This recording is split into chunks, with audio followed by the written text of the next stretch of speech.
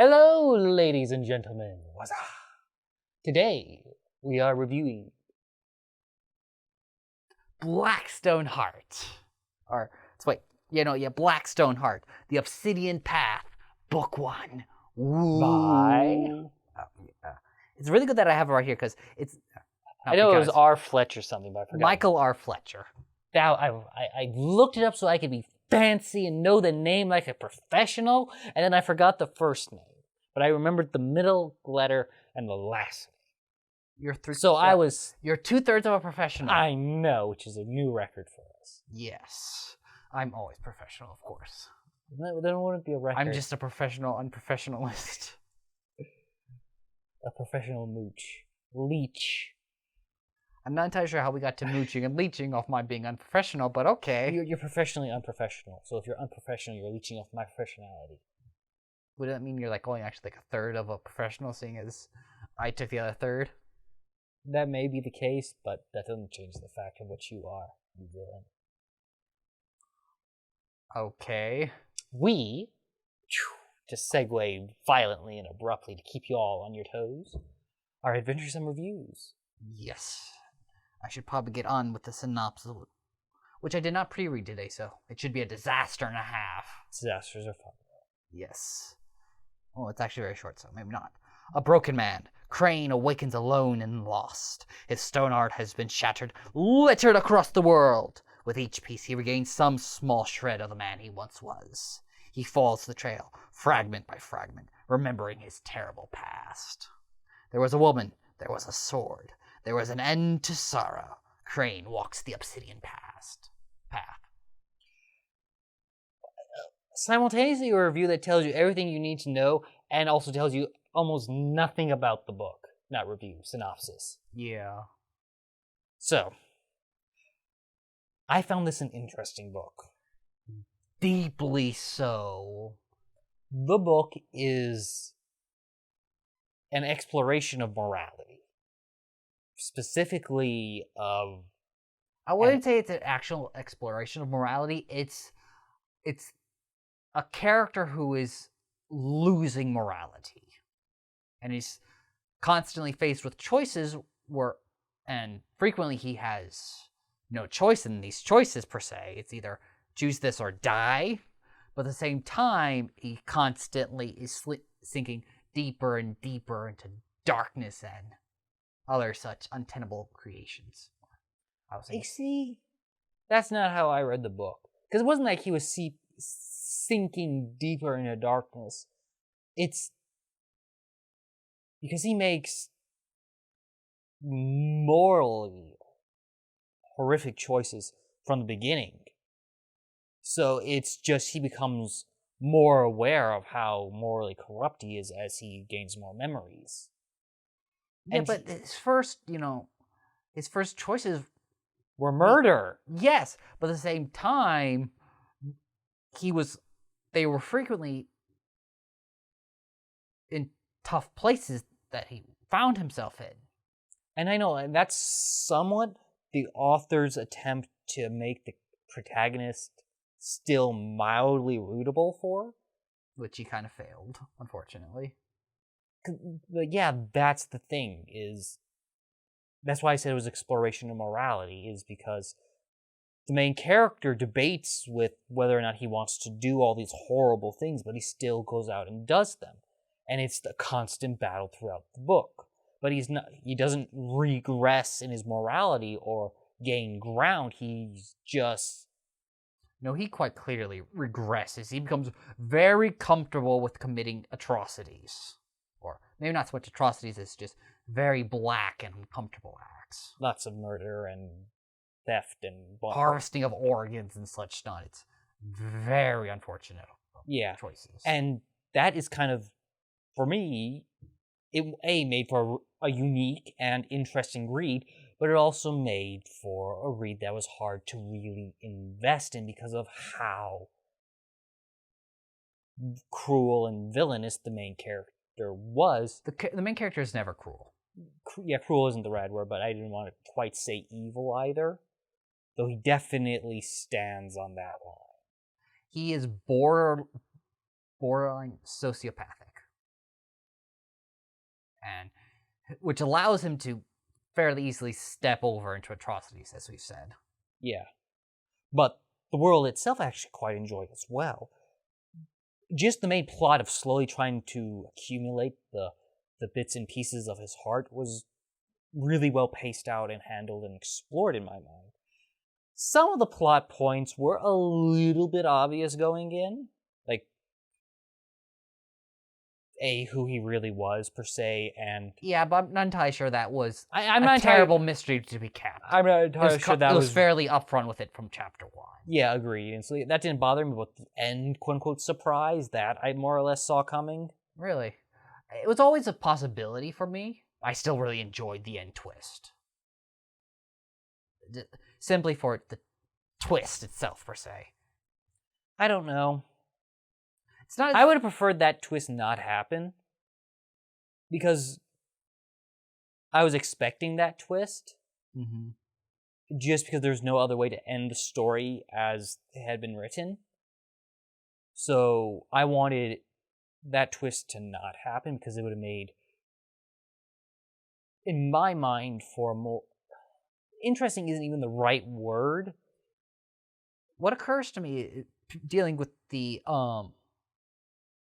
twist is what the book 1 of the series might actually be doing is setting Crane up as an irredeemable figure, right? So that it can then try to redeem him in successive stories, successive narratives. I don't think so, because the author pretty explicitly states at the beginning of the book that that's not going to happen, which is a slight thing, is the author does pretty much spoil the ending of the series outright, and that's really unfortunate, because it actually hurts the book. Him spoiling the end of the story, because frequently when you see a character kind of losing their better half, right, you have this potential of them reversing course, right, and so you read the story through and you want to see this main protagonist who you kind of like correct himself, right? That is the driving force of the narrative. In The Blackstone Heart, the author straight up comes up and tells you that's unlikely to happen. So he immediately knocks away one of the primary driving forces for finishing the book or continuing the series.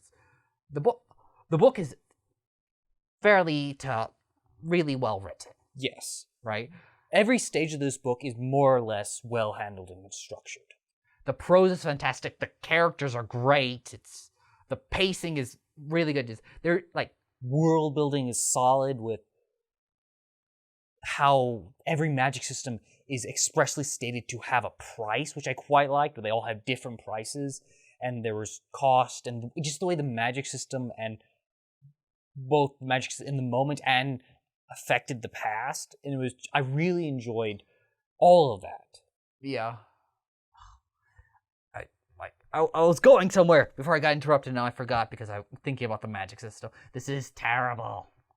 Anyway, so delving into the magic system a little, while simultaneously hoping that I recover my initial train of thought. You have Crane, who's a demonologist, or who was a demonologist. And so he harvests and sacrifices souls in order to bind demons to his service, right? He feeds the demon. And this is souls. relevant because souls are, quote-unquote, immortal. So someone can die, but they'll be reincarnated. You sacrifice their soul, their spirit is donezo. So it's a massive sin on the universe. Yeah. Right? So that's just one form of magic. And then you have the wizards, who have to spend years meditating in order to accumulate power. In order to cast a spell, right? So which would be typically useless until you get 100 wizards together and they spend 10 minutes meditating in order to cast a really big whopper of a spell, which in itself is a really interesting magic system. Yeah. And then you have elementalists, who we don't delve too much into them, but they awaken the elder spirits of the world, right? So, earth elementals, sea elementals, and the book occasionally makes mention of, during the old Great War, how the elementalists awoke the spirit of the sea, and the spirit of the sea is 5,000 years later, still alive, still angry, and still uncontrollable, so that only a bare few of people dare sail across it, and even then, they die half the time, which is a really nice bit of... I really like it when the magic system is actively interwoven into the world and the story, instead of just being a tool in the main character's arsenal. Yeah. And especially when it's not just a weapon. I really like that when the magic system has that level of nuance. Yeah, and there's like another 3 brands of magic, only one of which we kind of delve into, which is necromancy. And necromancy is as developed as everything else, to the extent that you have necromancer masters who take apprentices, and in order to control their apprentices, they cut out their apprentices' hearts, which is, once again, just kind of cool. Yeah. But also, I remembered what I was going to talk about. Huzzah! So, ha, ha, ha, you are amazing. It's really only like 5 words, but... So, everything about this book, writing-wise, is top class. Because of how the author spoiled the book's ending and made it clear that Crane was unlikely to correct his course of action, I have little to no interest in continuing the series. Yeah. Which is really unfortunate because of how well written the book is. And yeah. Obviously, for you, our darling viewers, this may not be a problem, especially those who like the slow descent into madness, per se, type stories. But for us, it's just not our type of book. Yeah. Great tears and bewailing and sad, Something we kind of glanced over was the character work. So Crane, as your main character, commits all these horrible actions, but still stands just outside of being able to be root for because of how much these actions agonize him, how much he debates with them. And he's a really well-developed character from that context, and he has a really strong personal motivation to find himself, and that drives him to do all these horrible things, and you can understand it on a fundamental level.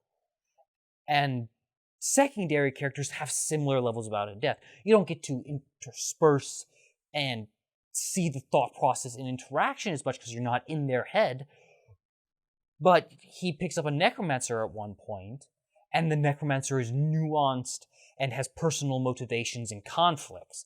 And then he meets a mercenary fairly early on in the book that he hooks up with, and that provides emotional conflict. And this mercenary is also a really nice character because she stands the potential to be his saving grace. And that puts narrative into the story and all of their interactions, because you have his natural drive towards the darker end aspect, while his attachment and the mercenaries' more nobler means conflict as well, along with his own morality. And so,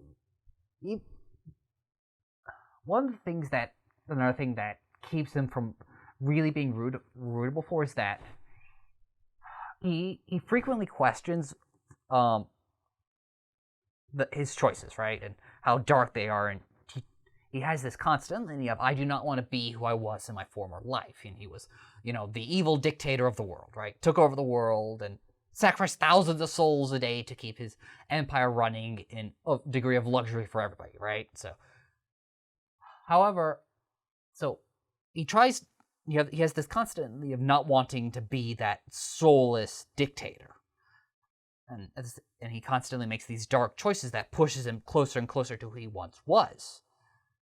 And he constantly questions these, but he never actually deals with any emotional backlash. You never ever really doubt that he's going to do the bad thing, per se. Right, so which is where it's actually kind of interesting, because it's like he has an understanding of morality, but he does not feel the morality, nor does he feel a regret or guilt over not conforming to morality. So it's actually kind of interesting, because it's like, I understand this is wrong, and to some extent, I feel bad over it, but and it's not even It's less overt than that, but still, it's kind of that. Yeah. By the way, by twist, were you dealing with the mercenary twist or the necromancer twist? Which one were you into? Mercenary twist. The necromancer has a very interesting storyline in of herself. Yeah. It's just... Okay, so I care not at all about the main protagonists. I don't care not at all, but I have little interest in watching the main protagonist in future books. But the necromancer, however, she's got plans in the works, and I'm desperately interested in those. I don't think I have much else to really say about I'd like to discuss the first chapter a little bit, or simply because I actually really like how the first chapter... I feel it was an incredibly strong first chapter. I would agree. And so the first chapter begins with Crane buried 6 feet under, right? Yeah. And he has this vaguest sense of self and an even vaguer sense of the centuries passing. You get mention of creatures dying around on the surface above his grave, and him feeding on that necrotic energy. And this is the opening paragraph to the story, which is just absolutely fantastic. Yeah. And it progresses, and something heavy dies on him, and that becomes relevant later on. And then so that he wakes up and he's in the black skin in the middle of winter, and there's a wolf staring right at him, and it's like, oh, things are getting interesting. And the first chapter does such a good job of setting up the shape of the story, where he's going, what he wants to do, what kind of character you're dealing with, while being interesting and introducing, and just taking the readers through a sequence of actions and little tiered bits of world building to capture their interest. And so, as I think about the book, once again, it's complementing the writer's ability. There was not a single boring or unnecessary chapter. He crawls out of his grave and he is skin and bone. So the next few chapters is about him desperately trying to pack on meat and surviving a winter. Though less, it kind of skims over that, but still. Yeah, but it's still just on a technical level, the book gives you a constant stream of immediate motivations and conflicts that vary and change based on the situation to carry you through while you're following the main arc. And the immediate conflicts are different and varied in what they entail in the scenery and the situations. The difficulties and challenges change. There's nothing repetitive at all throughout the book. Yeah. There's several really well-handled mysteries that he does not fully resolve in this book, and like he has a sword, and there's something about... Okay. Well, we might have to read book 2 just to resolve some of these things. I have no interest in reading book 2. I already know everything that happens. Back in his days as an ancient emperor, Lord of Darkness, he bowed one of the great 10 lords of hell, right? Sacrificed millions of souls to do it, and slapped this demon lord into a sword. And with this sword, he would have easily destroyed the coalition of all the other enemies and magics rebelling up against him, because that's what happened. A bunch of, with the wizards of the books, gathered together a coalition and cast him down, Very much the heroes of the free peoples of Earth taking down Sauron type thing. Yeah. But however, he has this wicked sword of his, right, with a demon lord in it, imbued inside it, and supposedly, with this sword, he would have easily destroyed the coalition armies. However, he remembers that for some obscure reason, he decided not to use the sword. And thus, he basically got himself killed, and it's just like, what is up with that? Well, I'm pretty sure I know what happens back there. I mean, there's only one real logical solution for what that unexpressed part of the story is, and I don't want to get into good spoilers. Well, it's not spoilers because it's just... Well, no, because it's not told... I have my theory. The theory is not confirmed at all in the book. Yeah. It is a mystery for future book. I do not want to express the theory because I think that is the only logical result based on what he knows, based on what the character, what the author has told us. But it's not a spoiler because it's betting and such not. Theorizing. I'll twist his arm and get him to tell me later, and then I will not tell you. I'll simply gloat about it. It'll be awesome. I'm fairly done. Yeah, me too. My final rating is 4 stars. Very technically good book. Just hard to really invest in the main character because of how... Okay, so I agree with you. However, I do not feel like that is worth knocking off a half a star or what have you, simply because I feel that was intentional. Agreed. I said 4 stars. That is just flat out 4 stars. It's just... I did not enjoy the book as much as I could because I just could not invest in the reader, in the main character. It doesn't matter if it was intentional or not. It was an issue. Okay, so looking at it disassociatively, I'd probably give the book like 4.5 stars, right? Just about as good as we could get. But through sheer enjoyment, about 4 stars. So, there you have it. See you later. May you all have much fun and adventures. Be well, be lucky. Hopefully you don't get eaten by your dragons, unless you're into that, then get eaten by lots of dragons, I suppose. One of your fingers there, one of your toes by a white dragon. Well, no, the thing about getting eaten by a dragon is that you can get eaten by a dragon and then come out on the other side. So, what happens? You get eaten by one dragon, and that dragon gets eaten by another dragon. Well, that kind of dilutes the experience. And it's Matryoshka dragons. Is that the actual name for the doll? I think so, but I could also be wrong. And also, I think it's also one of the things that has several different names. Basically, it's like going to be a Russian doll type dragon thingamaboberdoodles. Yeah. But, I mean, how many times can you say you've been eaten whole by 5 different dragons? All within a few minutes of each other. I mean, that's kind of baller. Yes, it's definitely swag points and bragging rights. You react to the other people in the skeleton in the same stomach as you. Okay. Goodbye, you fine and fair peoples. Fare thee well, our future friends.